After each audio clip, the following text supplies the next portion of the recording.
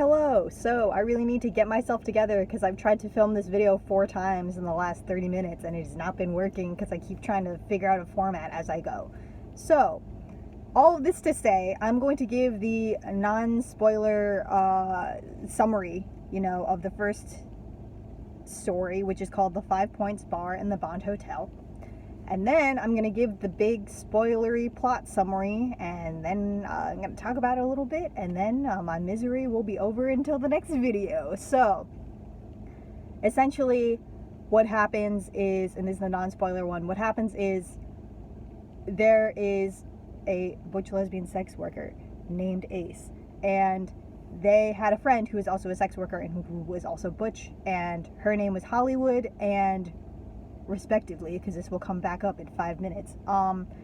Ace was, getting paid by Kelly, and then what is that other woman's name that I just read 5 minutes ago? And then Hollywood was with Mildred, and they are both, just so you know, I'm pretty sure from what I can gather, Hollywood and Ace are both Filipino. Kelly and Mildred are both white women, and it should be noted that they were like way, way older than, the sex workers they were getting with. And part of that was also, I don't necessarily know how old Ace and Hollywood, were, whatever, when this is happening. So the thing is, they could have been underage, you never know. So that's like another layer of just very specific dynamics going on in the story. So all that to say, Hollywood, died somehow mysteriously. Ace never found out what happened. And Kelly knows the answers. Mildred isn't in the picture anymore, but Kelly knows the answers, and so the story revolves around Ace going to this bar that they used to meet up at, and trying to figure out, what went down with Hollywood and, why they died and everything. So the long form plot summary is Ace comes into the bar that, she used to turn tricks at, and Kelly's there. Kelly now owns this bar and is now even older. And I'm pretty sure initially Kelly and Mildred were in their 50s or in their 60s when they were, having sex with Ace and Hollywood. And Ace and Hollywood, once again, were pretty young, and that was the whole attraction of I think it was the thrill of getting together with somebody and reliving the youth I never had. That's kind of the gist of it. So moving on from there, Ace and Kelly are having this whole conversation and being okay, hi, whatever, what happened to my friend? And Kelly keeps kind of trying to stall and trying to get Ace to stay until after closing, because the thing is, I think after closing means, after the bar closes, we can have sex again, yay. And I think Kelly really does see it as this deep romantic sexual connection, and Ace is literally I was a sex worker when I was very young, okay? This is not a situation that I'm let's relive the old days. That was not fun for me. I did not like having sex with you even. I resent you a lot. Can we just get this through? I want to know what happened to my friend who I actually really cared about. So let's get to it, that kind of situation. The entire time, Ace is kind of badgering her, bullying her, whatever you want to call it, in front of these patrons who are men, and these men think Ace is either another man or know for a fact that Ace is a lesbian, but aren't really, they aren't saying it. So they're about to get up and fight. They're about to be you need to leave Kelly alone, and it's Kelly's you back down, it's fine, we just need to have this conversation. So Kelly keeps trying to change the subject and essentially literally physically get away. She's trying to be I need to go to the bathroom, haha, and it's a whole thing. And Ace is okay, but seriously, I need to know what happened to my friend, because at this point, after I find out what happened, I don't want to be here anymore because there's too many, memories.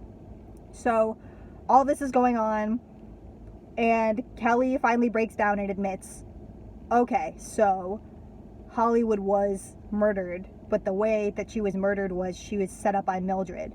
And Mildred is the person I mentioned before who used to, was a John or a Jane, I guess. I've heard, both terms when it comes to people who are paying for sex work. So she was Jane, and she was paying Hollywood, and she had the same problem as Kelly, where she genuinely was like, I think I'm in love with this person, and I don't want anybody else to be with this person, and like, this is my girlfriend essentially. Except the thing is, once again, it's like you're paying somebody for sex. Like, as much as you're paying for an experience, you're not, you're not like boyfriend, girlfriend, or anything. Like, that's not how that is. Like, you gotta, or girlfriend, I guess, like, but you gotta chill. Like, you have to stop that. Mildred took it too far, and was essentially knew that Hollywood wanted to leave, not only her, but leave the city, because like, both the entire time, like, in the story, Hollywood and Ace would be like, we really need to get out of here, we need to leave this city, we need to stop doing sex work, like, it's really dangerous for us, and like, we hate these people who are having sex with us, like, all this other stuff. And I was like, okay, that's real. So Mildred set up this plan essentially to tip off her husband that she was having a lesbian affair, and was like, okay, like, Hollywood wants to leave me, well, like, if I can't have her, nobody can, essentially, like, that type of scary situation. So for weeks she set up this plan where essentially she would leave messages and be less careful about talking to Hollywood on the phone, and like, doing all this stuff essentially to tip off her husband so that he knew what was happening.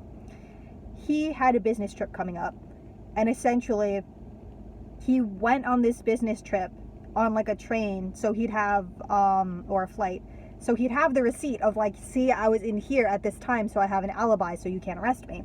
He drives all the way back. I think the business trip was in Chicago. He goes to Chicago, he drives back to Philly, and he walks in essentially on his wife Mildred in Hollywood, like, having sex. And excuse me, sorry, I'm like, every time somebody tries to back up in front of me, I think I'm gonna get hit. And maybe I will this time, but I really hope not. Sorry, that was crazy. Anyway, I did not like that. So he comes back from the trip early, essentially, because, Mildred tipped him off, and shoots Hollywood. Just murders Hollywood. And it's like, well, like, that's how it is. Like, this is what you wanted, isn't it, Mildred? Like, haha, like, you had an affair with me and now your lover is dead. Lover, even though it's literally just like, I don't think he understood the fact that, like, Hollywood's a sex worker and isn't actually, like, romantically or intimately involved to a certain extent with his wife. Like, it's not like his wife is about to, like, leave him for Hollywood, because Hollywood would not have any of that. And she was like, I don't, like, this is not, like, I'm trying to, escape this city with my, butch friend who's also a sex worker, and we're trying to get out of this life, essentially. So all that happens, and it's a lot. And also, not for nothing, the husband literally was like, well, there you go, and then, like, left the gun there, and Mildred ended up taking her own life because, like, she was just so distraught over losing, her person that she thought was her girlfriend who wasn't her girlfriend. So Ace finds out about all this and is honestly, like, obviously very upset, very like, oh my god, and is like, so you knew this entire time, like, to Kelly, like, you knew this entire time and you wouldn't tell anybody, and everybody got away with it, and like, my friend got murdered, and like, it doesn't even matter to you, huh? And she's like, and then Ace is like, what happened to the husband? I'm gonna kill him for killing my friend. Like, literally, like, I'm gonna go murder him because he murdered my friend. And Kelly is like, oh, he left, he remarried, and then he ended up, like, actually committing suicide because he was so, like, traumatized, essentially, by, like, the entire situation that he was involved in. So essentially, this is entirely Mildred's fault, and it's also partially Kelly's fault because she kept it to herself, which is, like, not, obviously, that's like, okay, so you knew about this murder and you didn't say anything about it. Like, great, awesome, perfect. Like, you are literally, like, the devil. So everybody leaves because it's the end of the night, like, the bar closes up, whatever, and, like, they're still talking, and it's like, daylight is, like, streaming through the windows, whatever. And this is the part that, like, got me, because I didn't get it the first read, and then I read it again, and I was like, oh, like, so essentially all this happens, and Ace is like, I'm leaving, like, I'm getting out of here, like, and also, shame on you, you essentially killed, like, you helped kill my friend because, like, you knew about all this, you knew she was going to do this, and then you let it happen, so, like, fuck you, like, literally. So all this happens, and she's, like, really upset. She realizes, like, okay, like, I'm still in the closet, I'll be in the closet for the rest of my life, I'm never going to be able to, like, live, and actually have, like, a girlfriend and, like, all I can do is sit here as like an old woman at this bar and like know all these secrets essentially and like feel guilty and know for a fact that like my former lesbian lover, not your lover, baby, you like are literally paying for sex work, like you need to leave this woman alone. So all this happens, and then the plot twist of all plot twists that really got me was Ace just pulls out a fucking gun apparently and is literally just like and I was like, oh my god, is she about to kill Kelly? Like, I maybe would understand why she would, but at the same time I'm like, oh shit. Instead of that, she literally pulls out the gun and leaves it on the counter, and it's essentially like, well, and I initially thought that she was gonna have Kelly kill her because she has no reason left to live because her friend died and it was a grisly murder. It was all depressing. No, I'm pretty sure actually what happened was she leaves the gun on the counter and is essentially like, well, you can kill yourself. Like, it's crazy. Like, this story is just like, like, what's happening? So that happened. That's the gist of the entire story. The thing that really, I mean, there's multiple things that stood out to me. This sounds maybe silly because now that I actually lay it out on camera and I talk about it, I'm like, you know what? Ace can be as mean as she wants to Kelly because Kelly really did kind of screw over her and her friend and like all this stuff and kind of, you know, kept things to herself that she shouldn't have kept to herself because she knew the entire time, like everything that was happening. And it was like, you could have prevented this from happening, but you didn't because you just were worried that it would come out and then maybe Mildred would be so upset that you got in the way of her literally murdering this like butch lesbian sex worker that she would turn around and be like, what about your butch lesbian sex worker? And then out her, and then her husband would kill her. It's like a whole thing. There's a lot going on. This entire book is like this. Just in case you're wondering, this entire book is just like fucking balls to the wall insanity. Like, there's so much happening every 5 seconds and it's just like, oh my god. So yeah, but what stood out to me as a big thing was like, there's like a solid, like, I'm not smiling because I'm happy, I'm smiling because I'm like, oh my god, like, I don't know what to say about this. There's an entire solid like multi-page moment where like Ace goes after Kelly for being infertile essentially and makes fun of her for never being able to have a child and all this other stuff. And I was just like, I know you're upset. I know there's a lot going on. I know you could say whatever you want to this woman because it sounds like she treated you terribly when you were young, and also like like the resentment makes so much sense.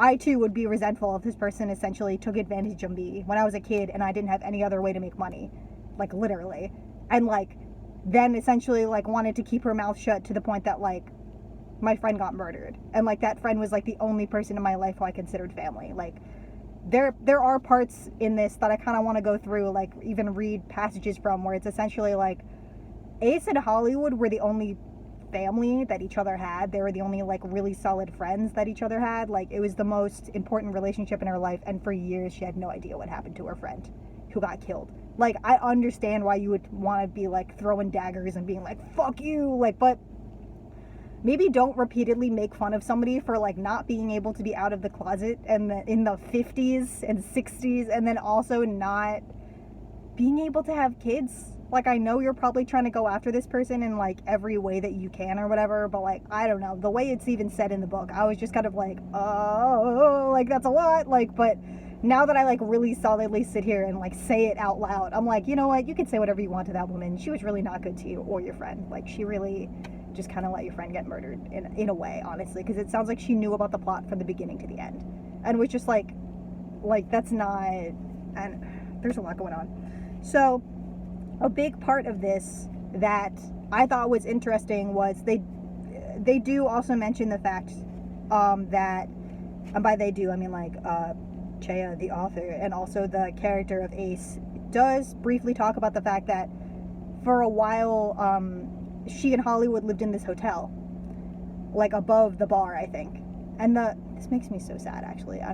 This is part of the reason I also didn't want to review the book. It makes me very upset. So they lived above the hotel because there's a lot of different words that they use for this. I have a feeling some of them were drag queens, but it seemed like a lot of them were trans women. They lived in the hotel with the trans women and the drag queens who are also sex workers. And I'm pretty sure the cops decided to just clear out the hotel. So they essentially evicted everybody. And everyone ended, like a lot of the girls, if not all of the girls who were staying up there, ended up getting murdered on the streets because they had nowhere to live and they were like trans women sex workers. So they literally like were not, there was no place they could go, and they were just getting picked off essentially. And that really upset me to read. And then the other part of it that I thought was interesting about that is they stayed, I think her name's Angel. This really upsets me. It's fine. So there's a woman named Angel. She's a trans woman. Ace was in love with her at some point. Like, Ace was genuinely like, I wanted to get married to her. I loved her so much. I thought she was amazing. Like, she was really important to me. And we stayed with her and we lived with her, and it was great. And we were gonna get married after she got her, like, bottom surgery, essentially. This woman ended up getting murdered. And, like, literally, like, thrown in, like, the trash. Like, they found her body in, like, the dumpster. So, sorry. Somebody called me. Sorry about that. And I said, absolutely not. I'm filming a video. Leave me alone. So, to recap that, essentially, there's, like, archival stories, which is what I consider this, of the fact that this butch lesbian was in love with a trans woman, and, you know, who was also a sex worker, and she ended up getting murdered, which is very sad. But, like, I feel like there's a lot of pushback and a lot of, how do I put it? A lot of denial, a lot of anger, a lot of resentment in regards to some of the butches I've seen online and in real life, going after trans women because they feel insecure in their own womanhood and they feel better punching down at trans women. And they claim that trans women and butch lesbians have always been, like, diametrically opposed and we have no community together. It's like a lot of these, like, butch lesbian, you know, books that were written in, say, the 50s, 60s, 70s, 80s up till now involve trans women and butch lesbians, A, being friends, B, being lovers, B, like, C, like, just being very similar to each other. And I think it makes me, I mean, not I think, I know, it, like, because I think about this a lot, like, it makes me very, very sad that, like, there's such a weird, like, schism, essentially, that was, you know, created by people outside of our communities that is now affecting our communities and turning us against each other. It makes me very uncomfortable. I hate it. I hate it so much. But that's the gist of the first story.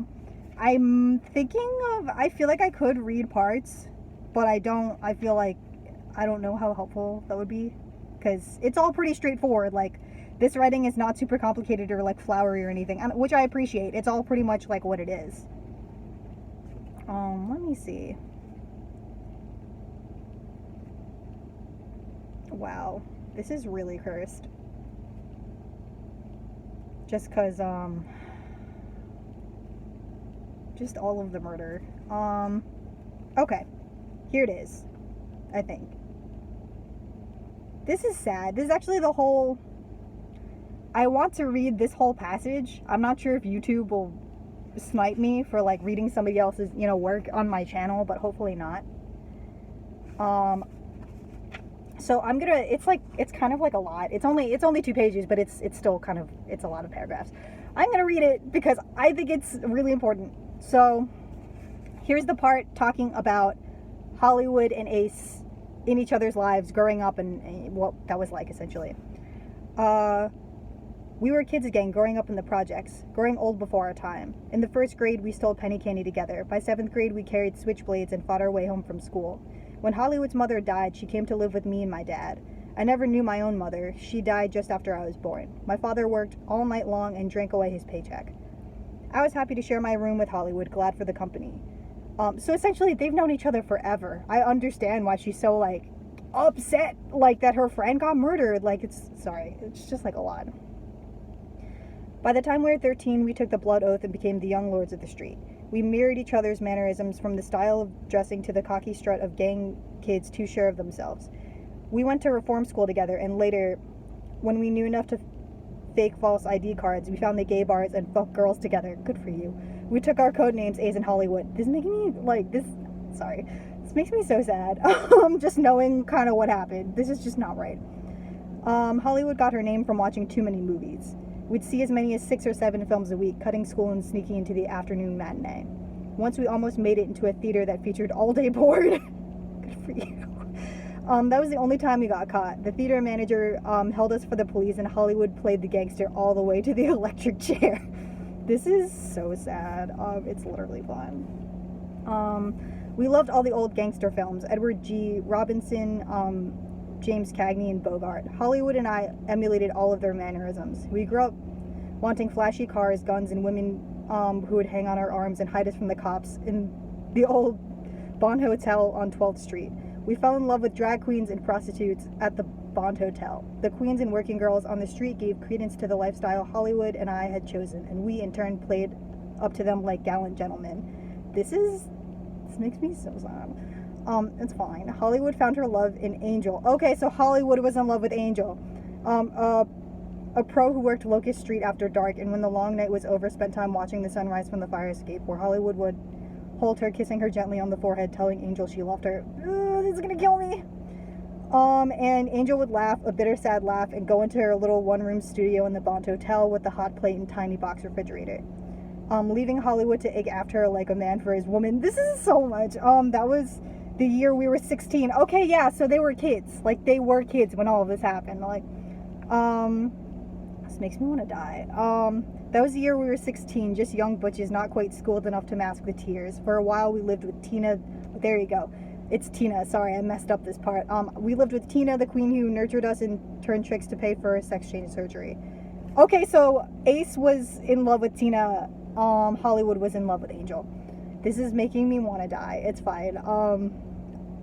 I wanted to marry her after she had her operation. One day she was found dead, stuffed in a trash can. Oh, I don't want to read this part. It's very sad. And, like, just not. Essentially, she was stabbed to death, essentially. The description isn't even that graphic. It just makes me so sad to think about. Like, I don't like that. That was the year the wrecking crew came and the 12th Street was bulldozed to the ground along with the Bond Hotel. Okay, so essentially, I missed a lot of these parts because I was too fixated on other parts. So essentially, it wasn't the hotel got cleared out. They literally knocked it down because they knew that a lot of, trans sex workers were living there.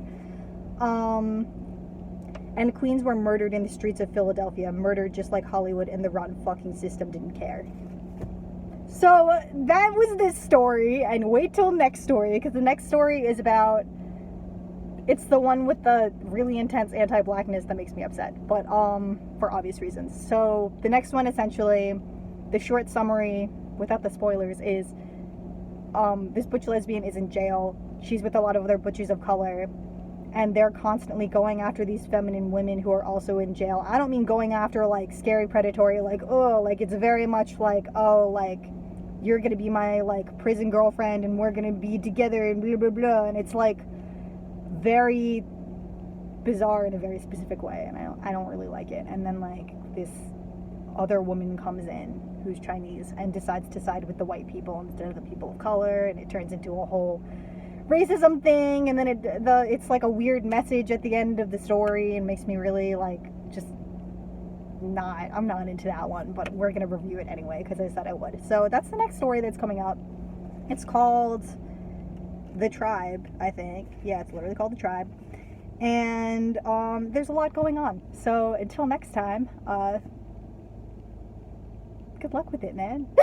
I don't know what else to say. Like, I'm still not over the whole, like, really depressing passage about, like, all the trans people getting murdered in the streets, like, literally, because they don't have anywhere to live, because the city of Philadelphia decided to be like, no butches, no gender non-conforming people, no trans women, no. And it's just very, very sad, very upsetting, but hopefully that summary did some sort of something for you, and I will see you, I would say next week, but it's probably going to be in a week and a half, because I'm going to read the jail story, and I'm going to scream. So, and then have a crisis. So, I'll talk to you soon. Bye!